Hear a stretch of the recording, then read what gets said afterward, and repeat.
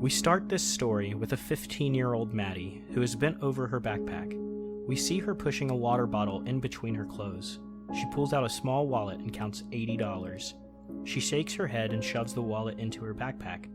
Maddie grabs a little blue devotional book from the bottom of the drawer in her bedside table. She squishes it into the backpack and zips it up. We see Maddie stealthily open her window. She gently drops her backpack out of the window and climbs out. It's cold outside as we see her wearing a large jacket. I want you to take a second to picture that thing you want most in life. That's vague, I know. Okay, how about this? Picture that place where you feel the most at peace. Like you're just allowed to be. Have you ever had that feeling? For some people, it's their childhood bedroom, a person they love. For me, it's the ocean. Maddie hears a noise from the inside after she drops from the window. She looks back at the window and then runs. She passes a few people, one homeless man who is sleeping on a blanket outside of a shop, and two women who walk past her giggling, tipsy. She slows to a brisk walk as she starts to realize she might be drawing attention. She pulls a ticket out of her pocket and looks at it. It is for a bus to Northern California. It reads, "One way, Friday, February 10th, 2012 at 11:10. She looks up at the bus station and walks inside. More specifically, an afternoon with music playing a little too loud from a Bluetooth speaker, laying in the sun just a little too long, and the feeling of complete freedom. Freedom. I always get so close. Maddie hands her ticket to the station clerk, and she looks the ticket over. The station clerk looks at Maddie. I have the route mapped out, and I can smell the salt from the ocean, but then... I'm sorry, but this bus left 10 minutes ago. Shoot. Can I just get on the next one?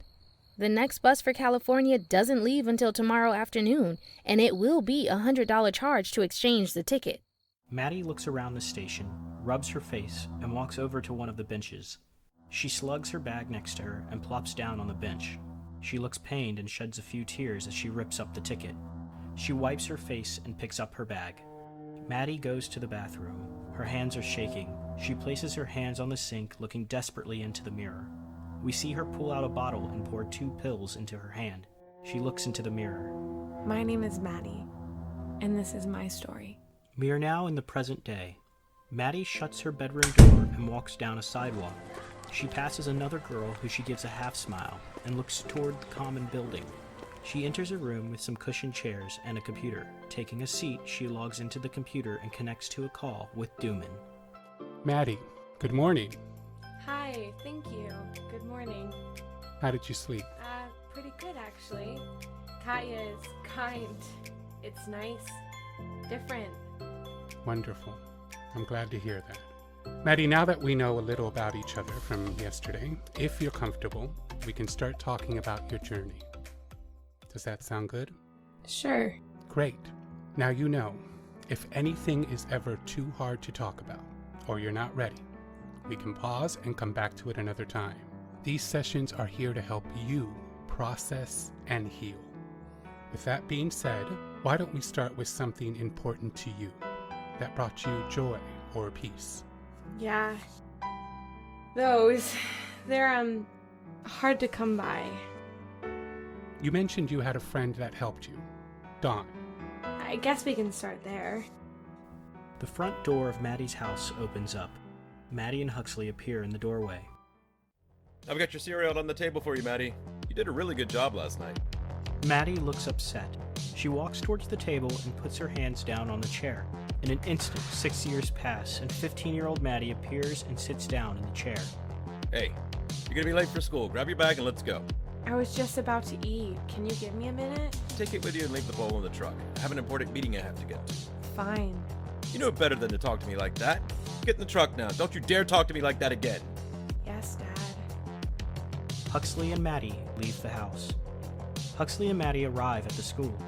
Don't forget that I'm gonna be a little late picking you up from school today. Stay out of trouble. I'll be here ASAP. Just wait for me by the steps.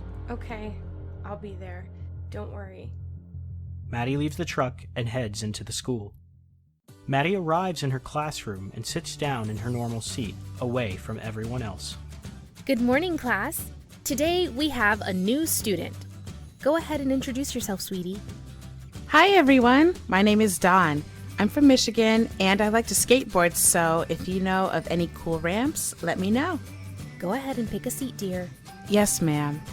Dawn walks over to an empty desk next to Maddie and takes a seat. Hi, what's your name? You can call me Maddie. Nice to meet you, Dawn. Do you think you could show me around the school today? I don't mind. I just have to wait for my dad anyways. The school bell rings and they exit the classroom. So, what's there to do during the free period? Oh, well, there's a library in case you need to check out any material. They also have computers there. And I like to listen to music during free period there. If you ever want to join me, there's usually plenty of room. No one goes in there much. You don't like to hang out with your friends during free period? I tend to stick to myself. I don't get to be alone much, and I don't have any friends. Or any friends at all. Oh, I'm sorry to hear that. Well then, I'll be your friend. No, actually, better yet, I'll be your best friend. Huh. That's got a nice ring to it. I love it. Thank you for sharing, Maddie. I know it's easier to talk about the things that are pleasant in our life over the hardships. I do like getting this out in the open, although I don't believe there's much left in the way of good times. I understand. These sessions may get intense in the future, but it'll be good for you to let it all out, so I can help you to the fullest of my abilities, Maddie. We'll walk through this together. I know, Doc. Same time next week? If you want to talk earlier, I'm here. Okay, until next time then.